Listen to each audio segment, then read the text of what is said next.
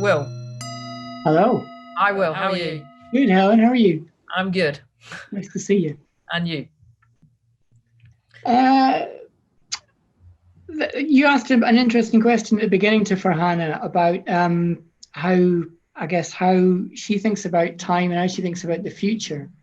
And I was thinking something similar when I was imagining how this conversation might go with yourself, because you work in a kind of political and economical world where I guess you thinking about the present tense and the very short-term future, and you do a ton of analysis of the past. But what about the longer term future? How do you make sense of that? That's a yeah, that's a good question. Yeah, you could argue that that's have to spend a lot of time thinking about that, and that in some sense that the COVID crisis, I think, has sort of accelerated the need to think about the question of time between for the future, in terms of the next few years, the next 10 years, and and much longer than that. I mean, I think that there are several things I would say is like my instinct is always, and this is as much temperamental as it is anything else, is to start with the past, and then use that as some kind of basis for thinking about what the future might look like. Now, there's obviously dangers with that, because it risks the not recognizing when things have changed so much that the past is no longer a guide. And I think there are a number of areas, in which I think energy actually is one of them. I think to some extent debt is absolutely another of them, where we have reached a point, collectively in the world, and I think we can talk about the world in relation both to debt and to energy, where we are dealing with really like unprecedented complexity and problems, and the past isn't really any kind of guide. Nonetheless, I would say is that doesn't mean that human beings before us haven't dealt with like massive transformation, and that particularly in politics, I think there's quite a lot of continuity in terms of the kinds of political predicaments that rapid economic and ecological change bring about.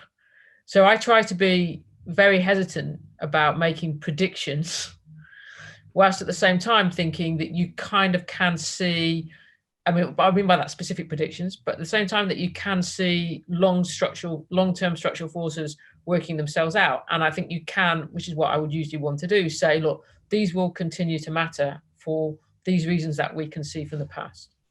But there's always going to be things coming along that are utterly unprecedented, or at least utterly unforeseen. Like, who knew a year ago that we'd be locked down, for example, and how that's going to affect everything. But you mentioned unprecedented complexity, which is kind of frightening. Sorry, I'm just struggling a bit with the volume. I can't hear you so as well as I was. Get a bit closer. Maybe that's going to make a difference. So you mentioned unprecedented complexity right now. Yeah. Which is kind of frightening. And I mean, there's never been a time in our lifetimes, has there, that we've had such a short foreseeable future. I mean, our parents or grandparents might have known, during a time of war at home, they might have known something like that, but we never have. So that's a brand new thing for our era, really. So I guess how we navigate a period with such a short foreseeable future is certainly in my line of work is a major issue. I mean, I'm constantly trying to build things for the future. As an archivist, I'm trying to project things into the future all the time for people to make use of. And if all the assumptions that I'm building on are beginning to crumble, I mean, they always have been crumbly, in the way she said, but they're getting crumblier, and it makes things an awful lot harder. So I guess both of us have a slightly different perspective in that sense. I mean, I'm drawing on the past a lot, but I'm pushing into the future more. I'm trying to a custodian of things in the future in some ways, in ways that perhaps you're not. Yeah, I think it's really interesting. I think it's a really interesting question. I'd like you to say a bit more about the way that you think then about the future. I mean, I think that in some sense, time and our relationship to the future has, in some sense, become a fundamental political problem of our time. You know, like so to speak, and that that one of the things that has happened, I think, during COVID in particular, is that a faith that a lot of people still had, that the future had a certain direction to it, has shattered. Now, I think that for plenty of people, that in some sense, that faith in progress, if we're going to use that language, had shattered before we got to the pandemic. But there's something about the confrontation we are having at the moment with disease, and the fact that dealing with that has had such immediately disruptive consequences in so many different kinds of ways to our individual lives and to the economy, and indeed to the way that we can even think about time and the future. That is, as you say, it's not like anything that any of us, our generation, certainly have been through before. I mean, it's interesting. I think the people who lived through the wars, whether that was their sense as well of, I suspect more actually in relation to the First World War than the Second World War, because obviously the Second World War came after, only 20 years after a previous one, and just a set of disasters that there were through the interwar years. And I think it raises the question: is like, how can we all function without some kind of faith in the future? Yeah.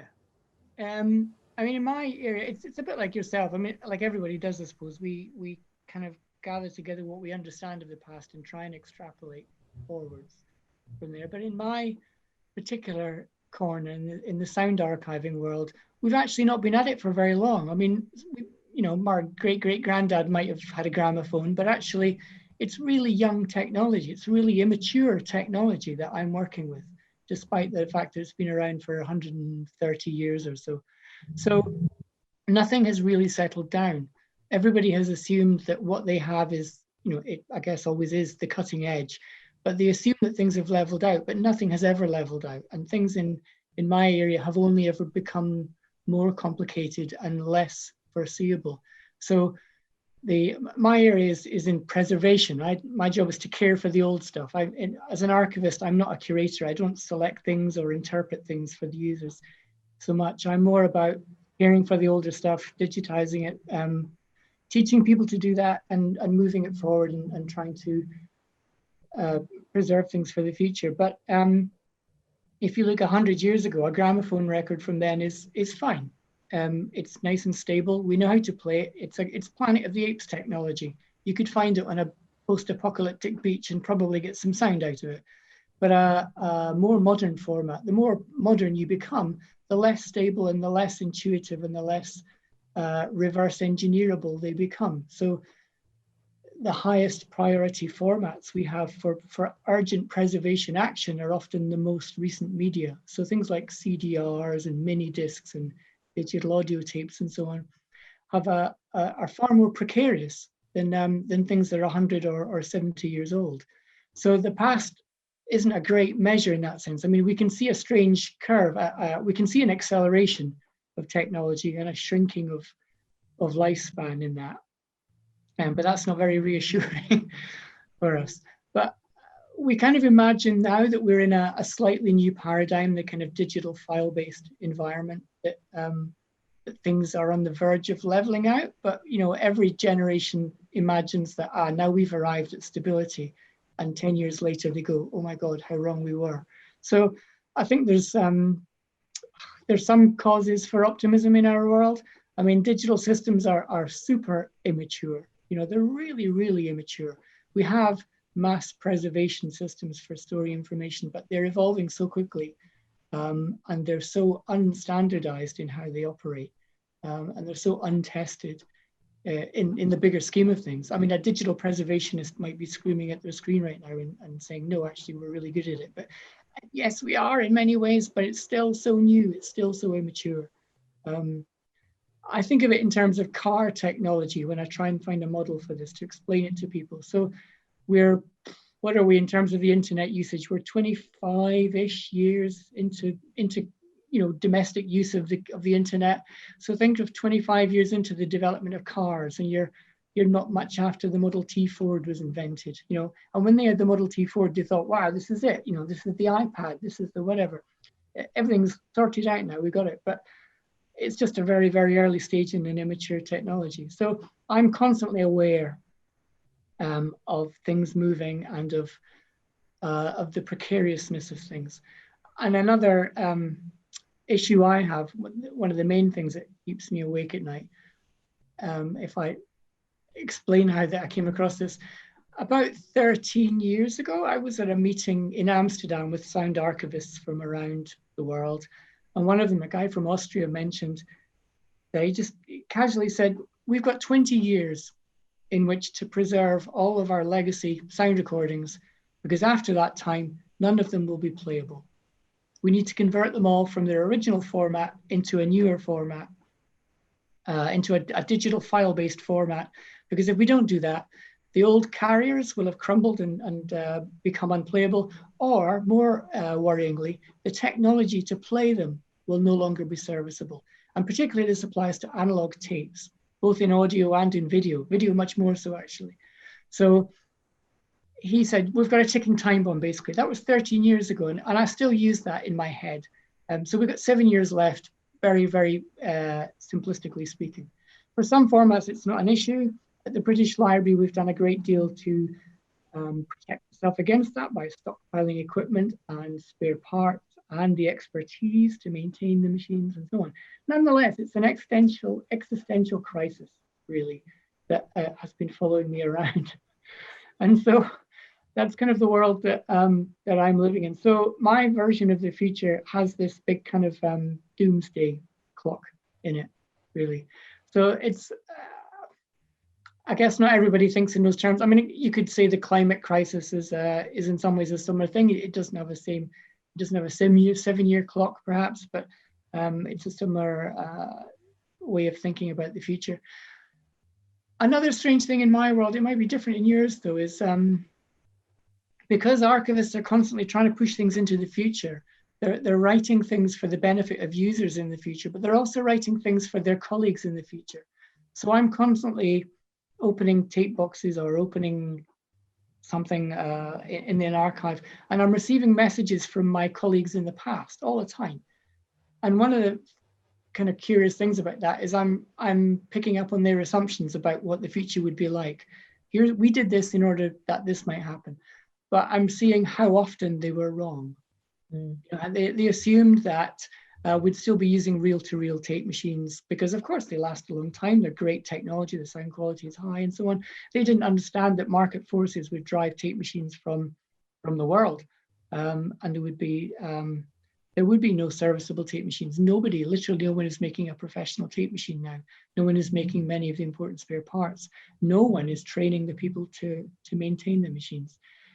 So it's a slightly weird world where I'm aware that other people, they didn't fail in their responsibility. I would have made the same decisions they made. They did the best they could, but I'm aware that when I'm sending things forward into the future and I'm making decisions about how to care for things, how to pass things on to the people who come after me, I'm probably making the same mistakes, or I'm probably making the same false assumptions. So this stuff keeps you awake at night.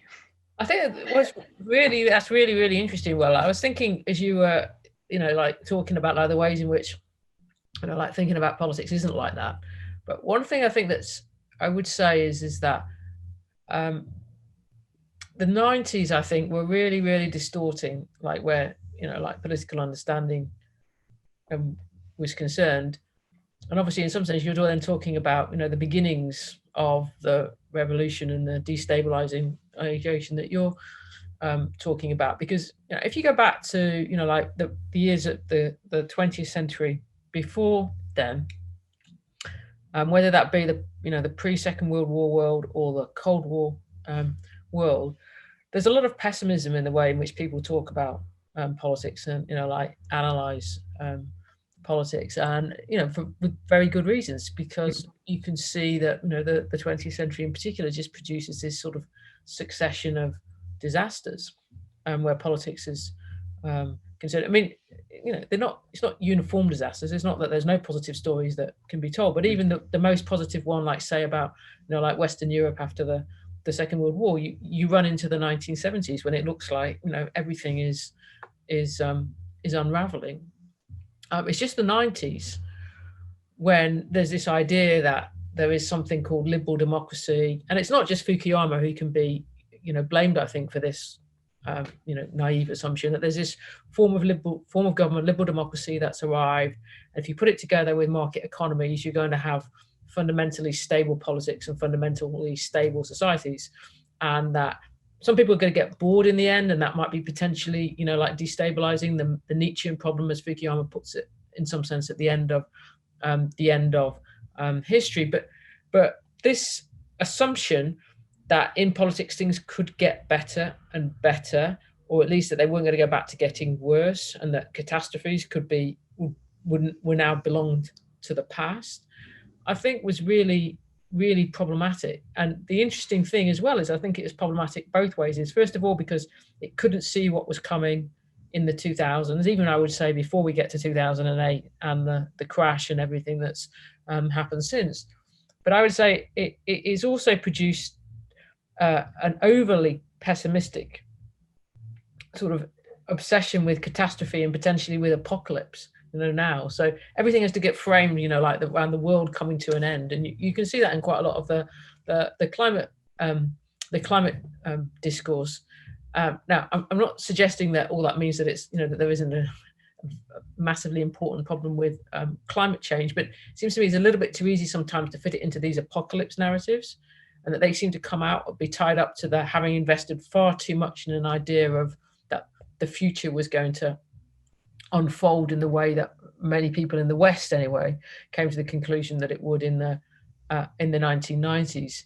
And I think maybe it fits with your story because you're kind of like saying, well, actually this technological progress, the kind that you're working with, technological innovation, began, and it was supposed to be something that was going to deliver something that was a different, in some sense, a better kind of future, and it's turned out to be any number of ways much more complicated than that.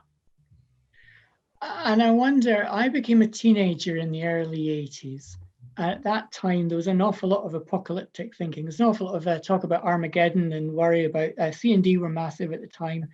And it was a formative period for me. I was just that age. And there's an awful lot of thinking that way. And my generation are broadly in power now. And I wonder if that's what we're seeing now is the flowering of the thinking that was born then. The children of reading about imminent, mutually assured destruction and so on. So there's there's that funny cyclical thing when whatever is the mode of thought at a certain period of time among young people being formed, even however rebellious and poo-pooed it is at that time, give it 25 years and it becomes, or 35 years and it becomes the dominant way of thinking. So Bob Dylan was a kind of rebellious young poet who young people liked and old people scoffed at. But as soon as the Bob Dylan fans were old enough to be poet laureates or to be Radio 4 commissioners, all of a sudden Bob Dylan is an absolute marble-clad genius. So there's a flowering of thinking that happens when a generation go from being the kind of grumpy teenager to being the grumpy commissioning editors or the people in power. So I wonder if there's something of that CND era that is now kind of emerged out the top of people's thinking. But also, Yuval Harari said, you talked about how the acceleration of change has dissipated politicians' ability to have any real kind of vision of the future. That they're no longer really in a positions of leadership. They're kind of in positions of managership. They're sort of, they're administering the economy and they're administering how things go rather than having a big clear vision of how things could be or should be. And that might be to do with technology. It might be to do with, I mean, you know far more about this than I do. I mean, is that how it looks to you? Yeah, but I think that the fundamental issue here is that the predicaments that politicians are dealing with, in regard to climate, in regard to the economy, particularly, I would say the incredibly strange monetary financial world we've been living in since 2008, make it really, really difficult for any politicians to do much more than try to sort of crisis manage. So I would say is that what happened after the 90s is that period, those illusions that took hold in terms of what was going on in the real world, as opposed to people's ideas about it, it really didn't last very long. It really didn't last very long at all. I would say, quite some time before the crash. So by the middle of that decade, you can really see that governments are just dealing with a whole set of things that they have really got no idea really what to do about. And part of that comes out of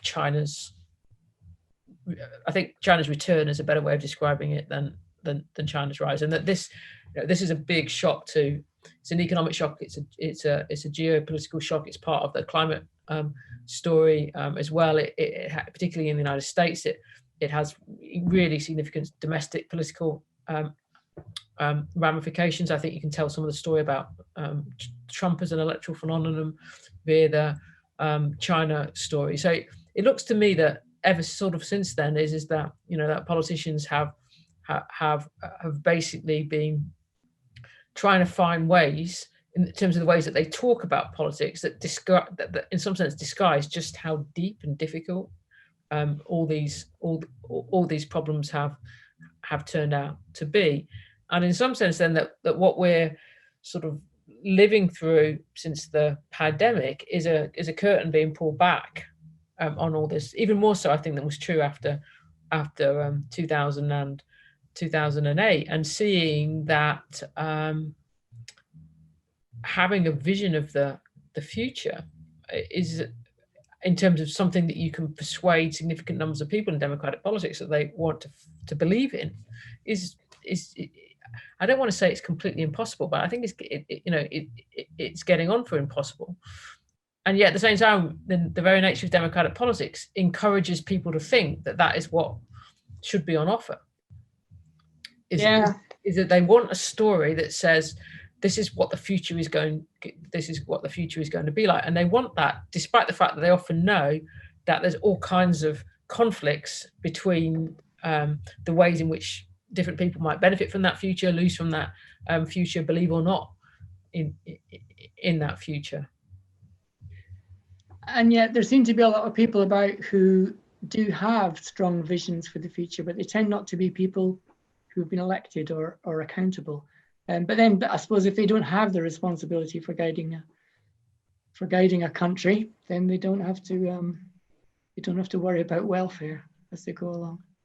Meanwhile, in my world, we're trying. So I'm being a bit mean about politicians having to guide us and give us some vision about such kind of unprecedented times. But at the same time, an archivist has a responsibility for documenting unprecedented times. So with things moving fast as they are, with COVID, for example, my colleagues, not me so much, but my colleagues are heavily engaged in working out what to document or what documentation to grab and pull into the archive. So we have a kind of COVID collecting group at the British Library, and they're at the moment grabbing, I think, about 17 TV channels, 60 radio stations, something like 5,000 web pages.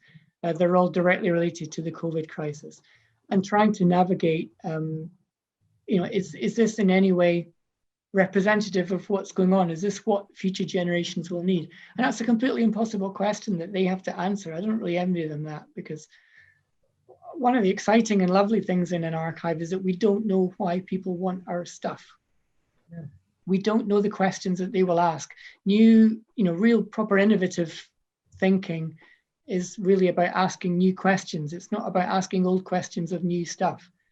or old questions of old stuff. It's really about asking new questions. And so we have to somehow second guess what those new questions are so that we can present data or information in a way that they can find and pick up on. I mean, I guess the whole digital humanities world is really about finding innovative ways of looking across archival information and interrogating it in new ways. So we're as vulnerable and as open to criticism in the archival world as the politicians are, I guess. I think as well that I think for the politicians is that they also living in a world in which their own responsibility for these questions in some sense is fundamentally changing, and perhaps not fundamentally, but certainly it is changing.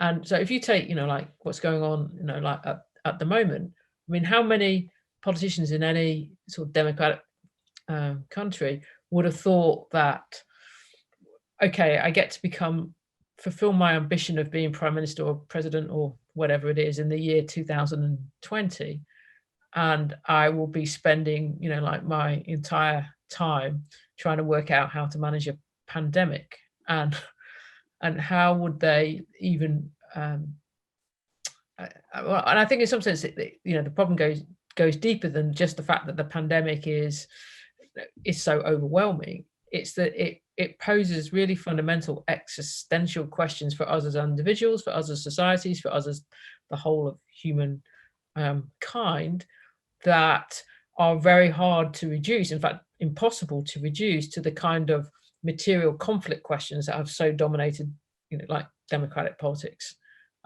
for so long. Obviously there are other issues, particularly in the cultural sphere, that do come into democratic politics, but so much of it for the last long time, decades and decades, has centered around the economy. And now what we're really seeing has been, it's quite, I say, phenomenal that this has happened in one sense, is that in country after country, the economy has actually been subordinated to something else. So the thing that the politicians are used to thinking about, used to prioritizing, they have agreed essentially that goes secondary to the health question. And I don't think they can have any means actually of understanding what they're doing in making that decision. I'm not saying they're wrong or right. I mean, I just think it's so different than what's come before. I don't think it's so different than what's come before for societies in the past, where you've long engaged with the issue of pandemics and endemic disease. It's just that at a certain point in the second half of the 20th century, the idea that this was in any sense part of politics kind of went away, and now it is back with a vengeance. And you've got an idea that nobody's going to be okay until everybody's okay, and that's not an idea that politics in our sphere has engaged with all that much, at least not in spirit, maybe in word, but not in spirit. So that's the interesting bit to me about the pandemic, and the bit that's kind of there's a bit of optimism from me in that. The idea that they're going to have to grapple with getting everybody well, and everybody means globally, not just everybody who's going to vote for you.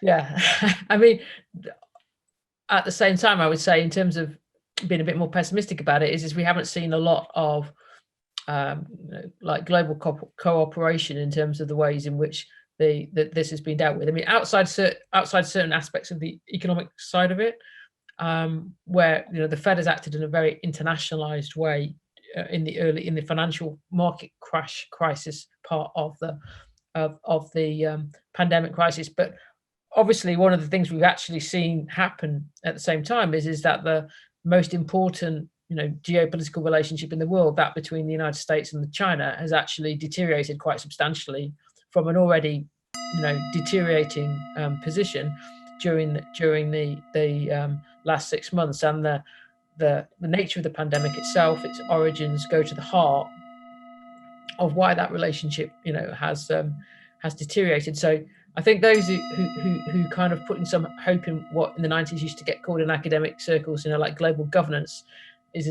I'm not sure that is that positive a story that can be taken out of what we've seen.